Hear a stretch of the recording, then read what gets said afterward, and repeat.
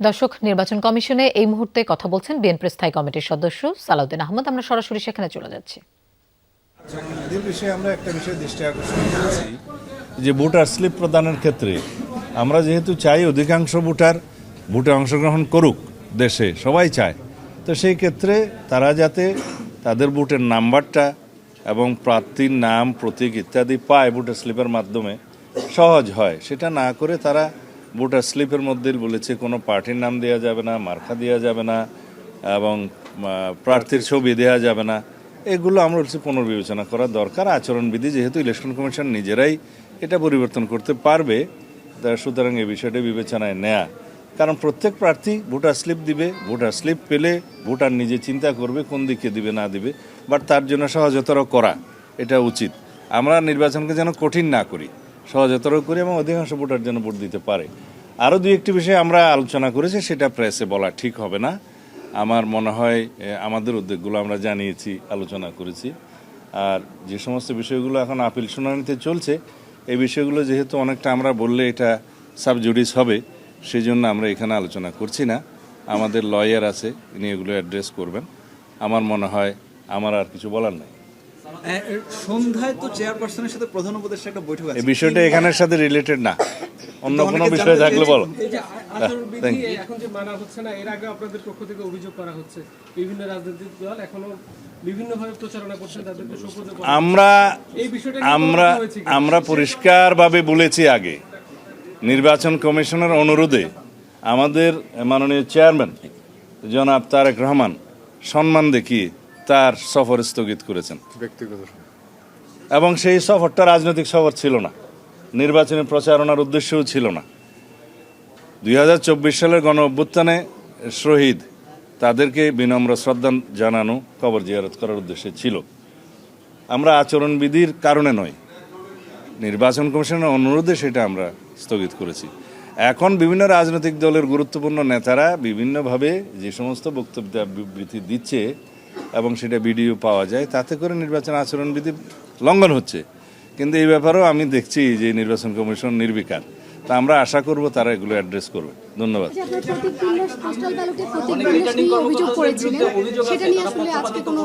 ওনারা ব্যাখ্যা দেবেন, পোস্টাল ব্যালটের ব্যাপারে ওনারা ব্যাখ্যা দেবেন। এবং আমরা একটা গুরুত্বপূর্ণ বিষয় আজকে আপনাদেরকে বলা উচিত, তা হলো পোস্টাল ব্যালট দেশের অভ্যন্তরে সবচেয়ে বেশি ব্যবহৃত হবে। সেজন্য আমরা বলেছি যে সমস্ত নির্বাচনী এলাকায় যে কজন প্রার্থী থাকে তাদেরই তো মার্কা দিয়ে নাম দিয়ে ব্যালট হয়, সেই একই ব্যালট যেন সংশ্লিষ্ট নির্বাচনী এলাকার পোস্টাল ব্যালট হিসেবে ব্যবহার করা হয়। এই ব্যাপারে আমরা সুস্পষ্ট আমাদের প্রস্তাব দিয়েছি, কারণ সমস্ত মার্কাগুলো দিয়ে তো পোস্টাল ব্যালট সব কনস্টিটিউয়েন্সিতে পাঠানোর প্রয়োজন নেই, দেশের মধ্যে সম্ভব, এবং সেটা দেশের মধ্যে সম্ভব নয়। আমরা প্রত্যেকটি নির্বাচনী এলাকার ক্ষেত্রে সংশ্লিষ্ট সকল প্রার্থী যারা থাকবেন তাদের নাম এবং মার্কা সহকারে যেটা ইউজুয়াল সাধারণ ব্যালট হবে, সেই একই ব্যালট প্রত্যেকটা নির্বাচনী এলাকার পোস্টাল ব্যালটের ক্ষেত্রে ব্যবহারের জন্য আমাদের একদম স্পষ্ট প্রস্তাব আমরা দিয়ে গেছি। আশা করি সেটা তারা গ্রহণ করবেন, যেহেতু এটা যৌক্তিক,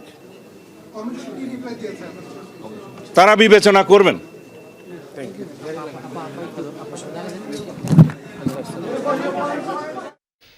দর্শক, নির্বাচন কমিশনে কথা বলছিলেন বিএনপির স্থায়ী কমিটির সদস্য সালাউদ্দিন আহমদ। আমরা সরাসরি সেখানে ছিলাম। যাচ্ছি পরের খবরে।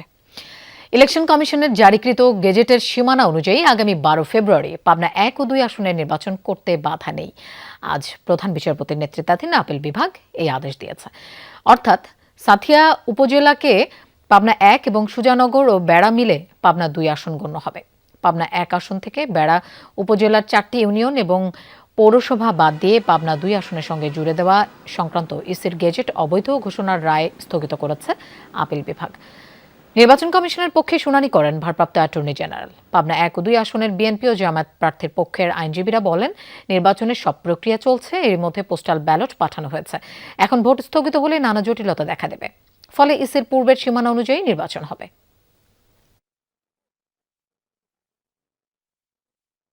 নিয়েছিলাম এবং অ্যাপিলেট ডিভিশন পরিষ্কার করে তার 2টি নির্দেশনা দিয়েছেন। একটি হলো 68 অর্থাৎ পাবনা 1 জাতীয় সংসদের 69 অর্থাৎ Pabna 2 there election should be held according to the schedule, এবং সেটা কবে 4/9/2025 তারিখে নির্বাচন কমিশন যে গ্যাজেট দিয়েছে সেই গ্যাজেট অনুযায়ী। যদিও আপনাদের বলে রাখি, দর্শক, আমরা আমাদের সহকর্মী রাব্বি হোসেনের কাছে যেতে চাই। রাব্বি, লিভ টু আপিল নিষ্পত্তিতে কি কি বিষয় বিবেচনায় নেওয়া হয়েছে একটু বিস্তারিত জানতে চাই। লোপা, মূলত পাবনা 1 ও 2 আসনের নির্বাচন স্থগিত করার যে সিদ্ধান্ত সেটি মূলত আপিল বিভাগ এই নির্বাচন কমিশনকে এর আগে নির্দেশ দিয়েছিলেন চেম্বার আদালতের মাধ্যমে।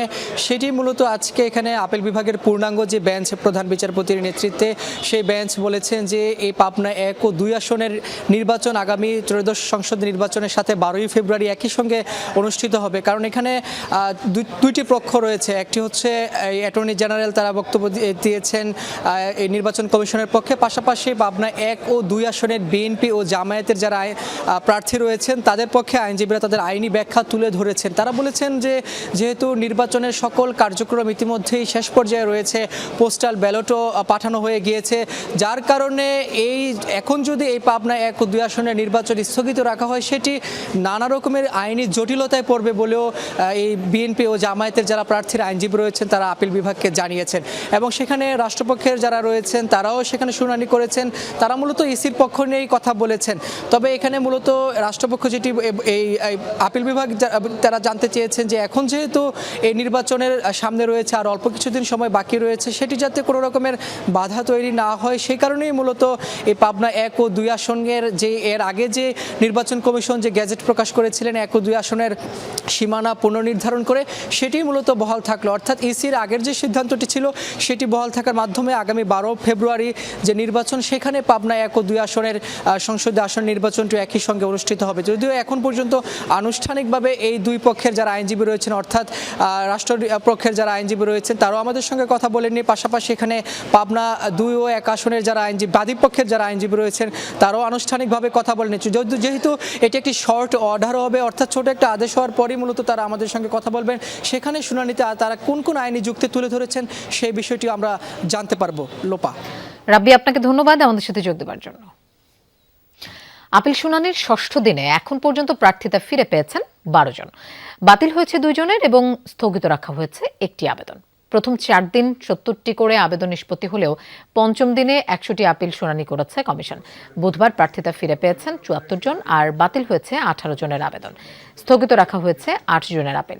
প্রার্থীর বৈধতার ক্ষেত্রে ছোটখাটো সংশোধনযোগ্য ত্রুটি বিবেচনা করা হয়েছে বলে জানিয়েছে কমিশন। গেল 5 দিনে মোট আবেদন নিষ্পত্তি হয়েছে 380টি। প্রার্থিতা ফিরে পেয়েছেন 277 জন, বাতিল হয়েছে 81টি আর স্থগিত 23টি।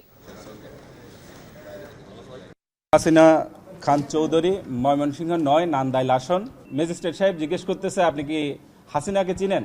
তখন উনি মনে করছেন শেখ হাসিনা। নির্বাচন কমিশন মহোদয় এই কথাগুলো শুনেছেন। আজকে নির্বাচন কমিশন আমাদের আপিলটা মঞ্জুর করেছে। যেই ঘরটা একটা সাইন দিলেই ফিল আপ করা যায়, যেটা ওদের দায়িত্ব ছিল, সেই কর্মকাণ্ড তারা সুস্পষ্টভাবে করতে পারেননি। ঢাকা সেন্ট্রাল ইউনিভার্সিটি অধ্যাদেশের খসড়া অনুমোদনের দাবিতে আজও রাজধানী সায়েন্স ল্যাব মোড় অবরোধ করেছে 7 কলেজের শিক্ষার্থীরা। আমরা এ বিষয়ে আরো জানবো। আমাদের সহকর্মী হাসিবুল করিম বিজয় আমাদের সাথে যোগ দিচ্ছেন। বিজয়, আন্দোলনের একটু বিস্তারিত জানতে চাই, শিক্ষার্থীরা কি বলছেন? লোপা, মূলত দুপুর 1টার কিছুটা সময় আগে তারা আবার এই সায়েন্স ল্যাব মোড় অবরোধ করে গতকালকের মতো। এখানে 7 কলেজের মধ্যে মূলত ঢাকা কলেজ, ইডেন মহিলা কলেজ এবং বদরুন্নেসা কলেজ, এই 3 কলেজের শিক্ষার্থীরা মূলত এখানে অবস্থান নিয়েছেন। আমি যেটুকু দেখাতে চাই যে এই সায়েন্স ল্যাবের যে 3 রাস্তার মোড় রয়েছে বা 4 রাস্তার মোড়ও বলা চলে, এই রাস্তার 4টি রাস্তাই কিন্তু ব্লক করে দেওয়া হয়েছে, ফলে বেশ যানজটের সৃষ্টি হয়েছে চারপাশের রাস্তাতেই। এছাড়াও যদি আমি আপনাকে একটু জানিয়ে রাখতে চাই যে আজকের মতো কিন্তু গতকালকেও এই আন্দোলন আসলে করা হয়েছিল, অবরোধ করা হয়েছিল মূলত ঢাকা সেন্ট্রাল ইউনিভার্সিটি গঠনের চূড়ান্ত অধ্যাদেশ জারির জন্য। তারা এক দফা দাবিতে মূলত তারা নেমেছে।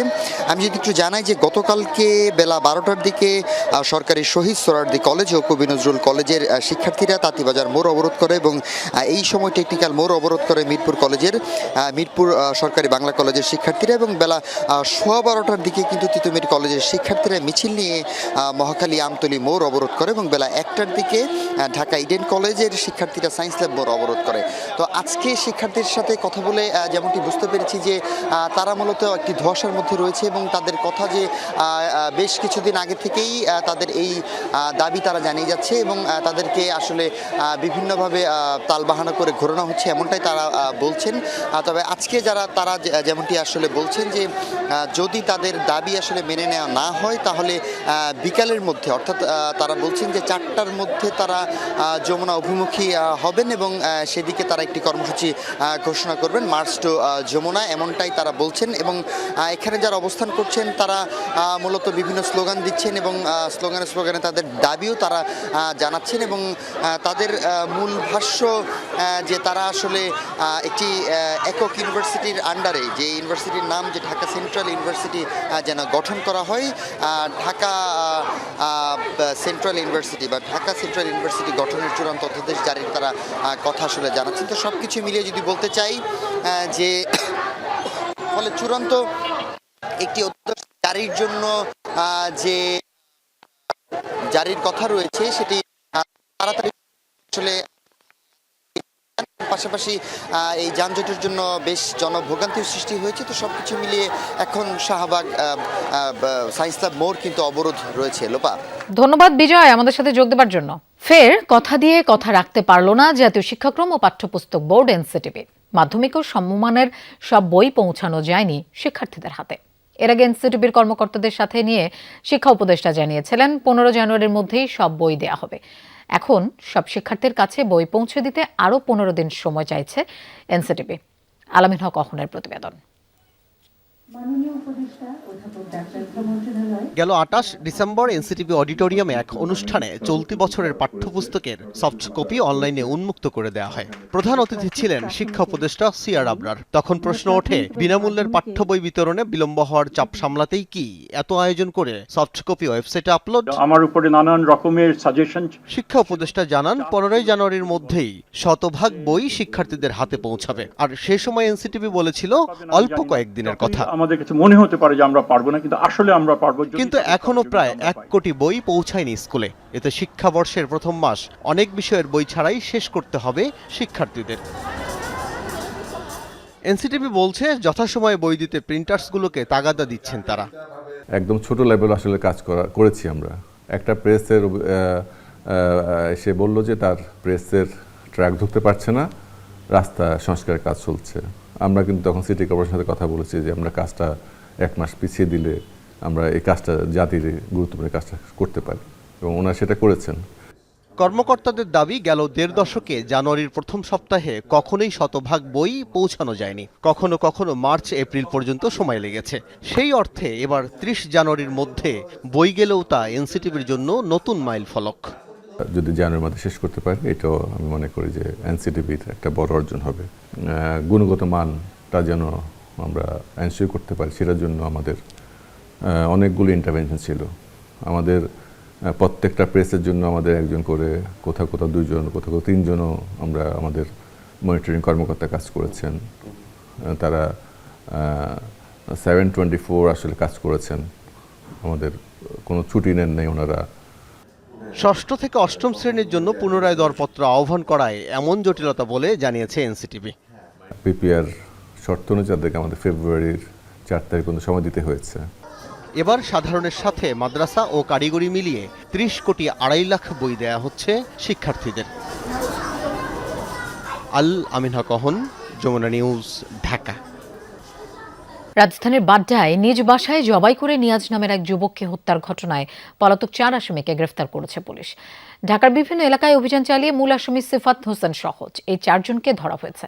পুলিশ জানায়, নিহত নাজমুল হক নিয়াজের সঙ্গে আসামিদের পরিচয় হয় একটি নিষিদ্ধ অনলাইন গে অ্যাপের মাধ্যমে। পরে তাদের মধ্যে ঘনিষ্ঠ সম্পর্ক গড়ে ওঠে এবং তারা একাধিকবার উত্তর বাড্ডার নিয়াজের ভাড়া বাসায় যাতায়াত করে। এক পর্যায়ে টাকা পয়সা নিয়ে তাদের বিরোধ তৈরি হয়। এরই জেরে 28 ডিসেম্বর নিয়াজকে হত্যা করে টাকা ও মালামাল লুটের পরিকল্পনা করে সিফাত। পরদিন একটি ছুরি কিনে ওই ভাড়া বাসায় সে এবং একসাথে মাদক সেবন করে। এক পর্যায়ে নিয়াজ কিছুটা অচেতন হয়ে পড়লে সিফাত ছুরি দিয়ে তার মুখ ও গলায় আঘাত করে হত্যা করে। এতে নিয়াজের মৃত্যু হয়। ধস্তাধস্তের সময় ছুরি লেগে আঙুলও কেটে যায় সিফাতের। ঘটনা ঘটিয়ে বাসা থেকে 2টি মোবাইল ফোন, একটি টেলিভিশন ও মানিব্যাগ নিয়ে বেরিয়ে যায়। এ সময় গ্রেফতার অপর 3 আসামি তাকে সহায়তা করে। বিপিএল ম্যাচের আগে বিসিবি পরিচালক এম নাজমুল ইসলামের পদত্যাগের দাবিতে অনড় ক্রিকেটাররা। জরুরি সংবাদ সম্মেলন ডেকেছে কোয়াবের সভাপতি মোহাম্মদ মিঠুন। অন্যদিকে ম্যাচ খেলতে না যাওয়ায় মাঠে গড়ায়নি দুপুর 1টার চট্টগ্রাম নোয়াখালীর বিপিএল ম্যাচ। অন্যদিকে বিসিবি পরিচালক এম নাজমুল ইসলামকে 48 ঘন্টার মধ্যে কারণ দর্শানোর নোটিশ দিয়েছে বিসিবি, যেখানে নাজমুল ইসলামকে তার বিতর্কিত মন্তব্যের ব্যাখ্যা দিতে বলা হয়েছে। সেই অনুযায়ী পরবর্তী পদক্ষেপ নেবে বাংলাদেশ ক্রিকেট বোর্ড। আসন্ন টি-20 বিশ্বকাপে বাংলাদেশের অংশগ্রহণ নিয়ে এখনও অনিশ্চয়তার ঘোর কাটেনি। এরই মধ্যে আইসিসির এই ইভেন্টে না খেললে ক্রিকেটারদের ক্ষতি সংক্রান্ত আলোচনায় বিতর্কিত মন্তব্য করেন বিসিবি পরিচালক এম নাজমুল ইসলাম, যার প্রতিবাদে ক্রিকেটারদের সংগঠন তার পদত্যাগ দাবি এবং অন্যথায় বিপিএল সহ সকল খেলা বয়কটের হুমকি দেয়। সেই ধারাবাহিকতায় নাজমুল ইসলামকে শোকজ করেছে বিসিবি।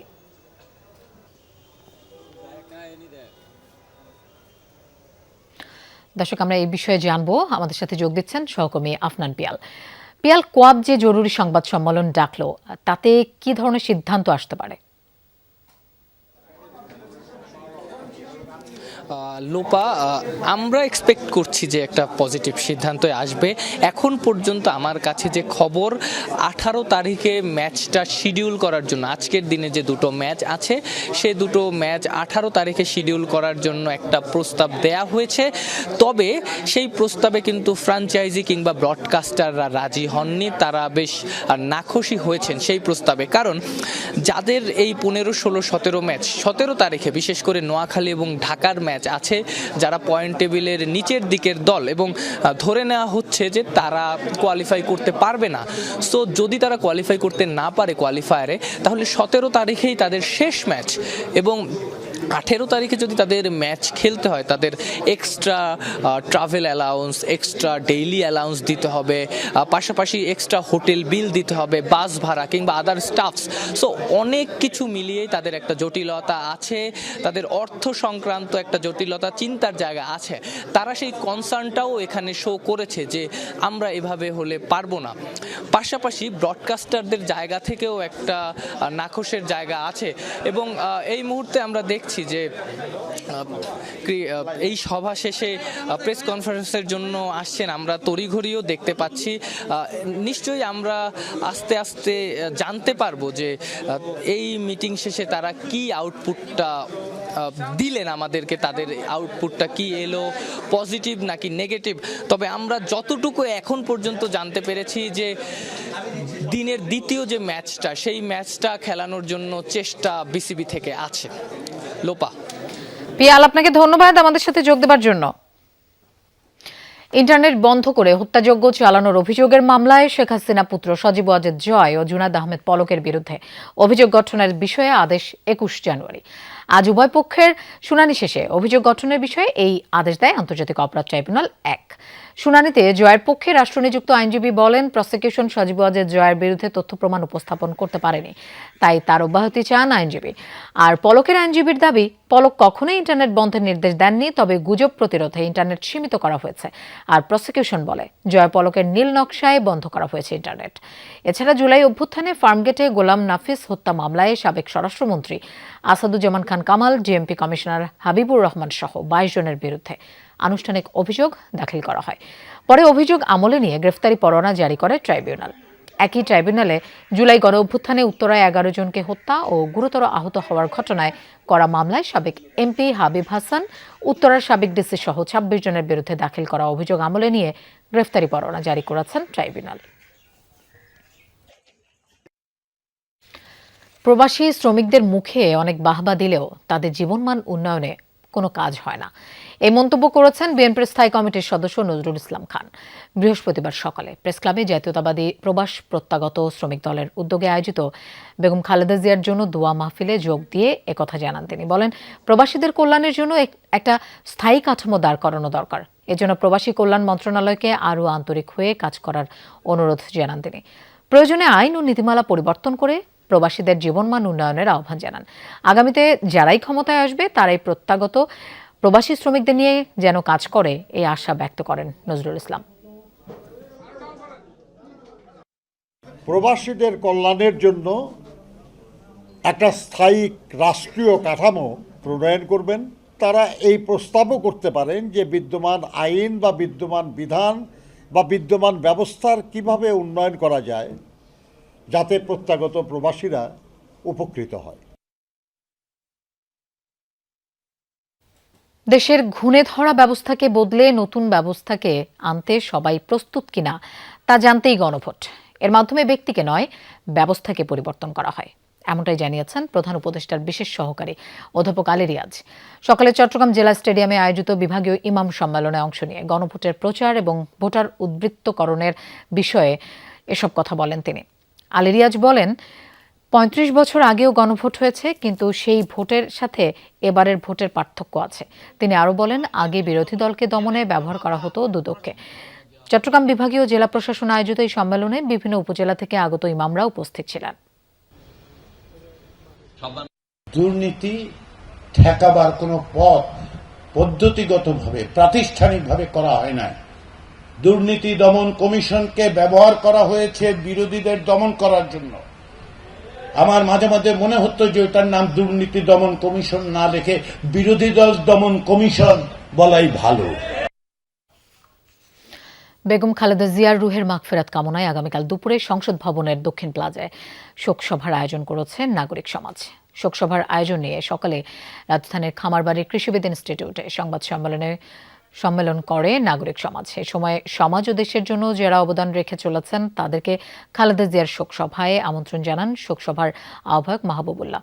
শোকসভায় শৃঙ্খলা রক্ষায় সবার সহযোগিতাও কামনা করেন তিনি। বলেন, এটা কোনো রাজনৈতিক দলের শোকসভা নয়, এখানে সিভিল সোসাইটি, সাংবাদিক, প্রকৌশলী সহ নানা শ্রেণী পেশার মানুষ যুক্ত থাকবেন। এই উদ্যোগ নাগরিক সমাজের উদ্যোগ। এই দিনে বিদেশি মিশনের প্রতিনিধিরাও এই নাগরিক শোকসভায় আমন্ত্রিত হয়ে আসবেন বলেও জানানো হয়।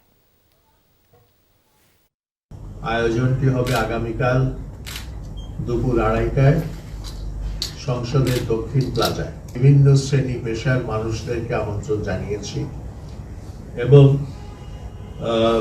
রাজনৈতিক দলগুলোকেও আমন্ত্রণ জানানো হয়েছে। এবারের নির্বাচনে চট্টগ্রামে মোট ভোট কেন্দ্রের ৭৫ ভাগেরও বেশি ঝুঁকিপূর্ণ। এর মধ্যে সংঘাত সহিংসতায় উত্তপ্ত রাউজান, রাঙ্গুনিয়া, হাটহাজারী এই ৩ সংসদীয় এলাকা রেড জোনের আওতাভুক্ত। অতি ঝুঁকিপূর্ণ সব কেন্দ্র ঘিরে বিশেষ নিরাপত্তা পরিকল্পনা নিয়েছে নির্বাচন কমিশন, পুলিশ ও প্রশাসন। ২৪-এর ৫ আগস্টের পর থেকে সংঘাতে উত্তপ্ত চট্টগ্রামের রাউজান। ১.৫ বছরে খুন হয়েছে ১৮ জন। রাঙ্গুনিয়া ও হাটহাজারীতেও ঘটেছে একাধিক ঘটনা। সাম্প্রতিক এসব সহিংসতা আর ভৌগোলিক অবস্থান বিবেচনায় আসন্ন নির্বাচনে এই ৩ সংসদীয় এলাকাকে অতি ঝুঁকিপূর্ণ হিসেবে চিহ্নিত করেছে পুলিশ। সবকটি কেন্দ্র ঘিরে থাকছে বিশেষ নিরাপত্তা পরিকল্পনা। আমরা তো জানবো আগে থেকে যে কারা কারা এরকম ঘটনা ঘটাতে চায়, তাদের জন্য বিপদ আছে এবং এমনিতে নির্বাচন কমিশন থেকে তো তাদের ব্যাপারে কিছু ব্যবস্থা নেওয়ার প্রত্যয় ব্যক্ত করা হয়েছে। বাট পাশাপাশি আমরাও যদি প্রয়োজন হয় সেখানে যত পরিমাণ শক্তি প্রয়োগ করতে হয়, যত পরিমাণ জনবল এনগেজ করতে হয় আমরা করব, কিন্তু কাউকে ভোট ছিনিয়ে নেওয়ার চেষ্টা করার কোনো সুযোগ আমরা দেব না।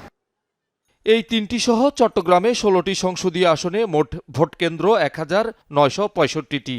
পুলিশের হিসাবে এর মধ্যে অধিক ঝুঁকিপূর্ণ ৬৫৫টি এবং ঝুঁকিপূর্ণ প্রায় ৮৩৬টি কেন্দ্র।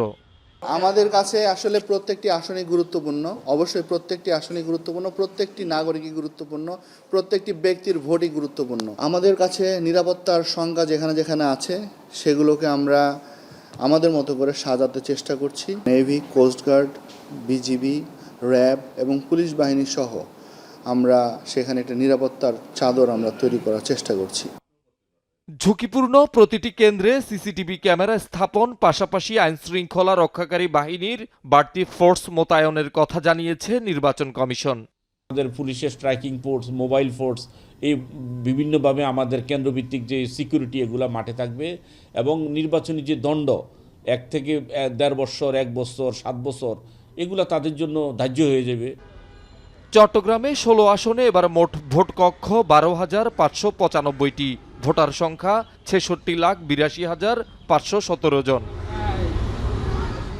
শহীদুল সুমন, যমুনা নিউজ, চট্টগ্রাম। শরীয়তপুরে রোগী বহনকারী অ্যাম্বুলেন্স 2 দফা আটকে রাখার ঘটনায় একজনকে গ্রেফতার করেছে পুলিশ। স্থানীয় অ্যাম্বুলেন্স সিন্ডিকেটের সদস্যরা 1 ঘন্টারও বেশি সময় অ্যাম্বুলেন্সটি আটকে রাখায় রোগীকে হাসপাতালে নিতে দেরি হয়। এতে মৃত্যুর কোলে ঢলে পড়েন 70ঊর্ধ্ব রোগী। এই ঘটনায় 4 জনের নাম উল্লেখ সহ 6 জনকে অজ্ঞাত আসামি করে মামলা করেছে নিহতের পরিবার। মাত্র 4.5 মাসের ব্যবধানে আবারও অ্যাম্বুলেন্স সিন্ডিকেটের নৈরাজ্যে ঝরে গেল একটি প্রাণ। সিন্ডিকেটের বাইরে থেকে ভাড়া নেয় শরীয়তপুর সদরে 2 দফা আটকে দেয়া হয় মুমূর্ষু রোগীবাহী অ্যাম্বুলেন্সটি। এতে সময় মতো হাসপাতালে পৌঁছাতে না পারায় পথে মৃত্যুর মুখে ঢলে পড়েন 70 জমশেদ ঝালি। গত মঙ্গলবার হৃদরোগে আক্রান্ত হয়ে হাসপাতালে ভর্তি হন জমশেদ। অবস্থার অবনতি হলে তাকে ঢাকায় রেফার করেন চিকিৎসকরা। 6,500 টাকা চুক্তিতে হাসপাতাল চত্বর থেকে একটি অ্যাম্বুলেন্স ভাড়া করেন স্বজনরা। তাদের অভিযোগ, অ্যাম্বুলেন্সে রোগী তোলার পর বাড়তি ভাড়া দাবি করে চক্রের সদস্যরা।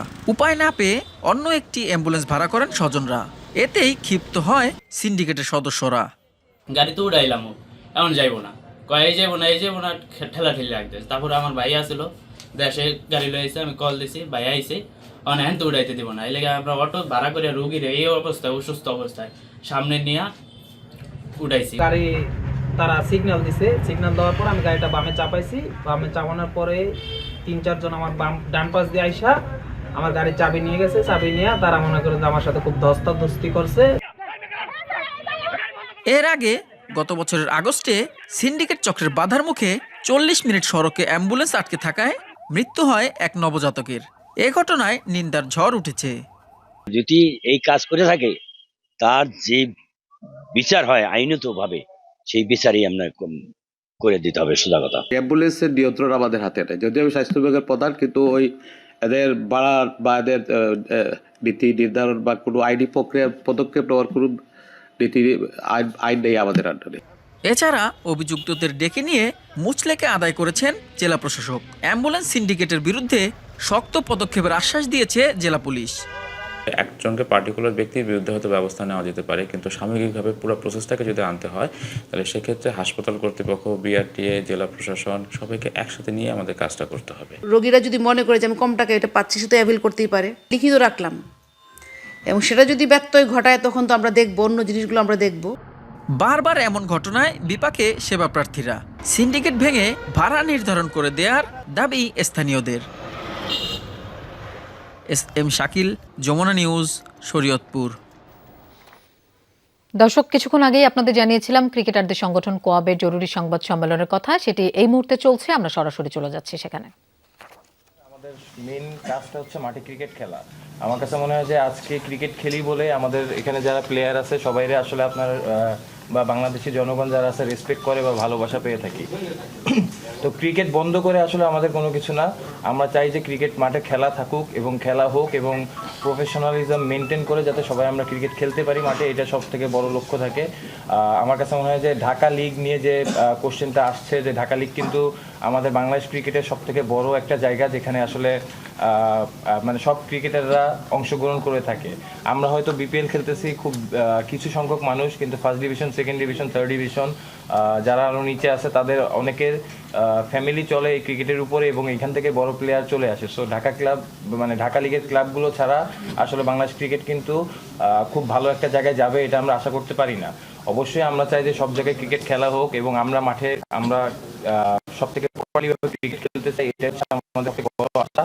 এবং টু বি অনেস্ট যদি বলি, আমার কাছে মনে হয় যে আজকে খেলার জন্য এখানে যারা আছে সবাই, বা আমরা যারা এখানে ছিলাম সবাই আসলে খেলার জন্য খুবই উদ্গ্রীব, এবং ইভেন্টুয়ালি এখনো আমরা চাই যে মাঠে খেলাটা যেভাবে হোক মাঠে খেলতে চাই, এবং সুষ্ঠুভাবে যাতে ক্রিকেট খেলাটা হয় এটাই আমরা চাই। আর ঢাকা লিগ নিয়ে যেটা বলবো, যে ঢাকা লিগে দেখেন first division, second division, third ডিভিশনে কয়েকবার আলোচনা হয়েছে। বিসিবি হয়তো কিছু পদক্ষেপ নেওয়ার কথা বলেছে এবং নিতে চেয়েছে, বাট অবভিয়াসলি কিছু কারণে হয়তো এই জিনিসগুলো প্রপারলি হচ্ছে না। তো এই জায়গায় আসলে আমাদের সবারই একটা কনসার্নের ব্যাপার আছে যে আমরা কিভাবে ঢাকা লিগে, শুধু প্রিমিয়ার লিগ না, first division, second division, third division সবাই মিলে আসলে যাতে ক্রিকেট খেলাটা যথাযথভাবে মাঠে হয়, এটাই আসলে আমাদের সবার আশা। আচ্ছা, আমি নেক্সট একটা বিষয় যেটা আমাদের ডিরেক্টর সম্মানিত বোর্ড ডিরেক্টর যে বিষয়টা নিয়ে এত কিছু মানে ক্রিকেটারদের আজকে আসলে একজন থেকে শুরু করে টোটাল ক্রিকেট জাতিকে যেভাবে প্রশ্নের সম্মুখীন করেছেন, তো জিনিসটা আসলে খুব দুঃখজনক। এবং এটা নিয়ে আমরা আপনারা দেখেছেন আমরা প্রতিবাদ করেছি। আমরা ক্রিকেটারদের আসলে এটা সম্মানের ব্যাপার। ক্রিকেটারদের এটা শুধু ক্রিকেটার না, আসলে ক্রিকেটের সাথে রিলেটেড যারা সবাইকেই আমি মনে করি অপমান করা হয়েছে। এবং আপনারা এর আগেও দেখেছেন যে আমরা একটা প্রেস করেছিলাম, ওনাকে তার বেফাস মন্তব্যের জন্য সরি বলতে বলা হয়েছিল। তারপরে যত দিন গেছে উনি আরও ডেসপারেট হয়ে গেছেন। ডেসপারেট হয়ে উনি প্লেয়ারদের আর্থিক বিষয় থেকে শুরু করে সব যত ধরনের ছোট করা যায়।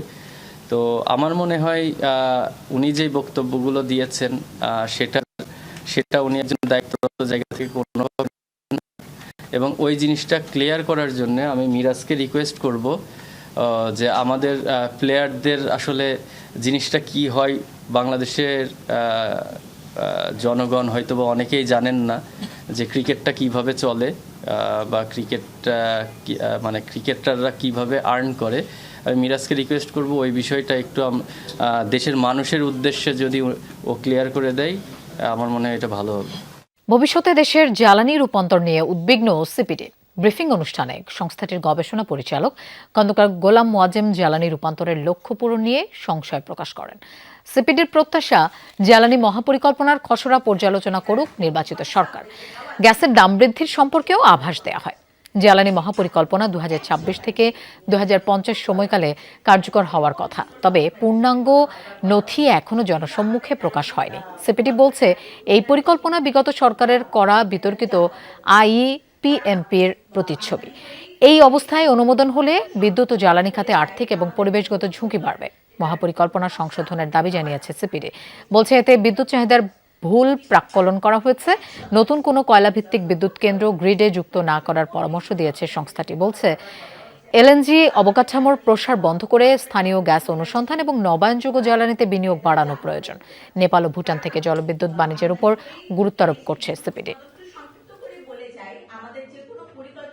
এই মহাপরিকল্পনার পুরোপুরি বাস্তবায়নের দায়িত্ব 1 মাস পরে যে নতুন নির্বাচিত সরকার আসছে তার উপরে পড়বে। তাহলে ওই সরকার এই পরিকল্পনাটিকে কিভাবে নেবেন? বিশেষত আমরা এই নতুন রাজনৈতিক সরকারগুলোর যে ইশতেহার, তারা অনেকটাই আমরা জেনেছি, শুনেছি, এবং আমাদের অনুষ্ঠানগুলোতে তারা তাদের ইশতেহার সম্পর্কে ইঙ্গিত দিয়েছেন। এলপিজি ব্যবসার সবচেয়ে বড় বাধা সরকারের বিভিন্ন সংস্থা বা কর্তৃপক্ষ থেকে অনুমতি। দেশে এলপিজি ও গ্যাস খাতে সংকট বাড়ছে জানিয়ে খাত সংশ্লিষ্টদের অভিযোগ, ব্যবসা করতে 26টি লাইসেন্স নিতে হয়। এতে সময় ও খরচ দুটোই বাড়ছে। বাধাগ্রস্ত হচ্ছে নতুন বিনিয়োগ। সকালে রাজধানীর সিরডাপ মিলনায়তনে এলপিজির বাজার নিয়ন্ত্রণে চ্যালেঞ্জ নিয়ে এক গোলটেবিল আলোচনা হয়। এ সময় জ্বালানি বিশেষজ্ঞ অধ্যাপক তামিম বলেন, লাইসেন্স পুনরায় নবায়ন সহ বিভিন্ন চার্জ এই ব্যবসাকে বড় চ্যালেঞ্জের মধ্যে ফেলছে। এলপিজি ব্যবসা নিয়ন্ত্রণের পাশাপাশি লাইসেন্সের মেয়াদ কমপক্ষে 5 বছর করার দাবি জানান তিনি। এ সময় ক্যাবের পক্ষ থেকে সরকারের রেভিনিউ জিরো করার দাবি জানানো হয়। খাত সংশ্লিষ্টরা একক রেগুলেটর ডিজিটাল লাইসেন্সিং এর দাবি জানান। অপরদিকে তিতাস গ্যাস গ্রাহকদের সাথে প্রতারণা করছে বলেও উঠেছে অভিযোগ। রেগুলেটরের কাজ কিন্তু ব্যবসা নিয়ন্ত্রণ করা না। রেগুলেটরের কাজ হলো যে কোনো প্রোডাক্ট মার্কেটের এন্ট্রি আর অপারেশনটা যেন সেফটি মেনটেন করে করা হয়। 1300 টাকা বা এরকম 1200 টাকা অতিরিক্ত এই টাকাগুলো কাদের পকেটে গেছে এটাও বের করা দরকার, এবং এটা বের যদি না করতে পারি তাহলে আপনার 2026-এর ফেব্রুয়ারিতে যে সরকার আসবে সেই সরকার কিন্তু সামনে রমজান আছে, তারা কিন্তু একটা বড় বিপদে পড়বে। রংপুর, কুড়িগ্রাম ও মাদারীপুরে 3 নারীর মরদেহ উদ্ধার করেছে পুলিশ। সকালে রংপুরের বদরগঞ্জ উপজেলার রামনাথপুর খোলাহাটি চৌত্রের মোড় এলাকা থেকে অজ্ঞাত এক নারীর বস্তাবন্দি মরদেহ উদ্ধার করা হয়। পুলিশ জানায়, রাস্তার পাশে সন্দেহজনক একটি বস্তা পড়ে থাকতে দেখে স্থানীয়রা। খবর পেয়ে ঘটনাস্থলে পৌঁছায় পুলিশ। পরে বস্তাটি উদ্ধার করে সেখানে আনুমানিক 35 বছর বয়সী এক নারীর মরদেহ পান তারা। নিহতের শরীরে আঘাতের চিহ্ন রয়েছে।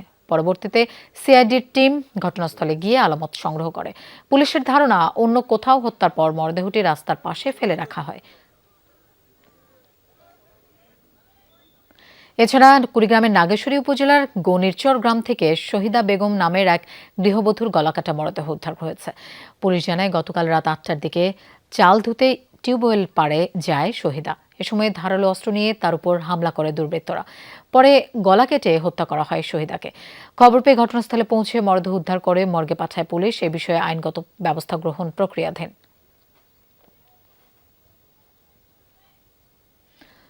অন্যদিকে ভোরে মাদারীপুরের শিবচরে আব্দুর রহমান ব্যাপারী কান্দি এলাকা থেকে উদ্ধার হয় রোকেয়ার বেগমের মরদেহ। পুলিশ জানায় রাতে স্বামী জন্মান্ধ আবুল মৃধা এবং 2 সন্তান সহ একই ঘরে ঘুমিয়েছিলেন রোকেয়া। ভোরের দিকে পরিবারের সদস্যদের চিৎকার শুনে ছুটে যান প্রতিবেশীরা। খবর পেয়ে ঘটনাস্থল থেকে মরদেহটি উদ্ধার করে ময়নাতদন্তের জন্য হাসপাতালে পাঠায় পুলিশ। এ সময় রোকেয়াকে জবাই করে হত্যার কথা স্বীকার করে স্বামী আবুল মৃধা। পরবর্তীতে তাকে আটক করা হয়, তবে হত্যার কারণ সম্পর্কে কিছু জানা যায়নি। এ বিষয়ে আইনগত ব্যবস্থা গ্রহণ প্রক্রিয়াধীন রয়েছে। ইরান ইস্যুতে কিছুটা নমনীয় মার্কিন প্রেসিডেন্ট ডোনাল্ড ট্রাম্প।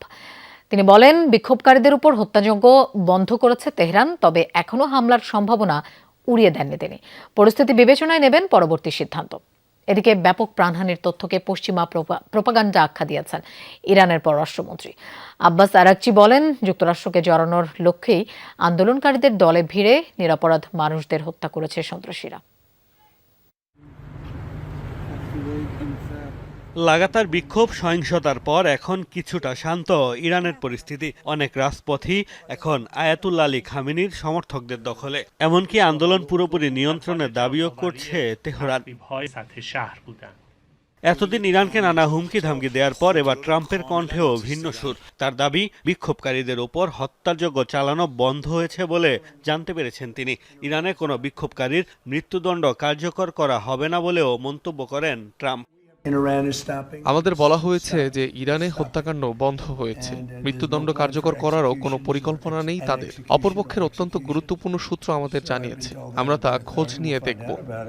এদিকে ব্যাপক প্রাণহানির তথ্যকে পশ্চিমা প্রোপাগান্ডা আখ্যা দিয়ে ইরানের পররাষ্ট্রমন্ত্রী আব্বাস আরাকচি দাবি করেছেন এ সংখ্যা কয়েকশো। মার্কিন হস্তক্ষেপের আশায় আন্দোলনকারীদের মধ্য থেকে অনেকে নিরাপত্তা বাহিনী ও সাধারণ মানুষ হত্যা করে নিহতের সংখ্যা বাড়াতে চেয়েছে বলেও মন্তব্য করেন তিনি। তারা জঙ্গিদের মতো হামলা চালিয়েছে, পুলিশ অফিসারদের জীবিত পুড়িয়ে দিয়েছে, নিরাপত্তা বাহিনী ও সাধারণ মানুষের উপর নির্বিচারে গুলি চালিয়েছে। কেন? কারণ ট্রাম্প বলেছিল প্রাণহানির ঘটনা ঘটলে তিনি হস্তক্ষেপ করবেন। এটি ছিল ট্রাম্পকে জড়ানোর একটি ইসরায়েলি চক্রান্ত। ট্রাম্পের মতো আরাকচিও জানিয়েছেন, বিক্ষোভকারীদের ফাঁসি দেওয়ার কোনো পরিকল্পনা নেই তার সরকারের। যদিও এখনও মার্কিন হামলার শঙ্কা থাকায় তেহরানে দূতাবাসের কার্যক্রম সাময়িকভাবে বন্ধ করেছে যুক্তরাজ্য। নিজ দেশের নাগরিকদের ইরান ছাড়ার নির্দেশ দিয়েছে ইতালি ও পোল্যান্ড সহ কয়েকটি দেশ। মোস্তফা মাহমুদ, যমুনা নিউজ। যুক্তরাষ্ট্রের হুমকি ধামকির বিপরীতে রীতিমতো সামরিক দুর্গে পরিণত হচ্ছে গ্রিনল্যান্ড। সার্বভৌমত্ব রক্ষায় এবার দ্বীপটিতে একযোগে সামরিক উপস্থিতি বাড়াচ্ছে ইউরোপের দেশগুলো। সেনা, সামরিক, আকাশযান, যুদ্ধজাহাজ পাঠাচ্ছে ডেনমার্ক, সুইডেন, নরওয়ে, জার্মানি ও ফ্রান্সের মতো দেশ। সহায়তার আশ্বাস দিয়েছে যুক্তরাজ্য।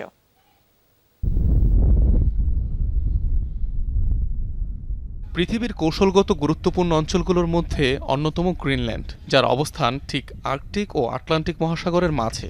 রাশিয়া সহ পুরো সুমেরু বৃত্তের উপর খুব সহজেই নজরদারি করা যায় এই দ্বীপ থেকে, যার দখল নিতে এক প্রকার মুখিয়ে আছে যুক্তরাষ্ট্র। মার্কিন প্রেসিডেন্ট ডোনাল্ড ট্রাম্পের একের পর এক হুমকি ধামকিতে যখন সার্বভৌমত্ব হারানোর ঝুঁকিতে গ্রিনল্যান্ড, তখন অঞ্চলটির সমর্থনে যুক্তরাষ্ট্রের মুখোমুখি অবস্থান নিয়েছে ন্যাটো। বিশ্বের সর্ববৃহৎ দ্বীপে সামরিক উপস্থিতি বৃদ্ধিতে উঠে পড়ে লেগেছে ইউরোপ। বুধবার পূর্ব ঘোষণা অনুযায়ী গ্রিনল্যান্ডে সেনা মোতায়েন করে ডেনমার্ক। রাজধানীর নুক বিমানবন্দরে একটি সামরিক কার্গো বিমানে করে অবতরণ করেন সামরিক সদস্যরা। আর্কটিক সার্কেলের সুরক্ষা বিবেচনায় এই সিদ্ধান্ত বলে জানিয়েছে ড্যানিশ কর্তৃপক্ষ। উত্তেজনা আর্কটিক অঞ্চলে ছড়িয়ে পড়েছে। গ্রিনল্যান্ড এবং এর আশেপাশে আমাদের উপস্থিতি বৃদ্ধি করা প্রয়োজন। গ্রিনল্যান্ড সরকারের সাথে আলোচনা করে এবং ন্যাটো মিত্রদের সহযোগিতায় আর্কটিক এবং উত্তরাঞ্চলে আমাদের সামরিক উপস্থিতি এবং অনুশীলন কার্যক্রম বৃদ্ধি করতে সম্মত হয়েছে। এর আগে গ্রিনল্যান্ড কর্তৃপক্ষের অনুরোধে সেখানে সামরিক কর্মকর্তাদের একটি দল মোতায়েন করে সুইডেন। নরওয়ে সেনা সদস্যরাও যুক্ত ছিল দলটিতে। এদিকে দ্বীপটির সুরক্ষার কথা বিবেচনায় সেনা পাঠানোর প্রতিশ্রুতি দিয়েছে ন্যাটোর দুই প্রভাবশালী দেশ জার্মানি ও ফ্রান্স। একই ধরনের সহায়তা দেওয়ার আশ্বাস দিয়েছে যুক্তরাজ্য। স্বায়ত্তশাসিত হলেও রাজনৈতিকভাবে ডেনমার্কের অংশ গ্রিনল্যান্ড। সম্প্রতি ইউরোপের এই দ্বীপের নিয়ন্ত্রণ ঘিরে নতুন করে বিতর্ক তৈরি করেছে যুক্তরাষ্ট্র। আঞ্চলিক ও জাতীয় সুরক্ষা বিবেচনায় বেশ কয়েকবার গ্রিনল্যান্ড দখলে নেয়ার দাবি জানিয়েছে ট্রাম্প প্রশাসন। ক্ষমতার প্রথম মেয়াদে 2019 সালেও অঞ্চলটি নিয়ন্ত্রণ নেয়ার ইচ্ছা প্রকাশ করেছিলেন ডোনাল্ড ট্রাম্প। অনিক রহমান, যমুনা নিউজ। দর্শক, এই ছিল দুপুরে বাংলাদেশের আয়োজনের। এতক্ষণ সাথে থাকার জন্য ধন্যবাদ সবাইকে।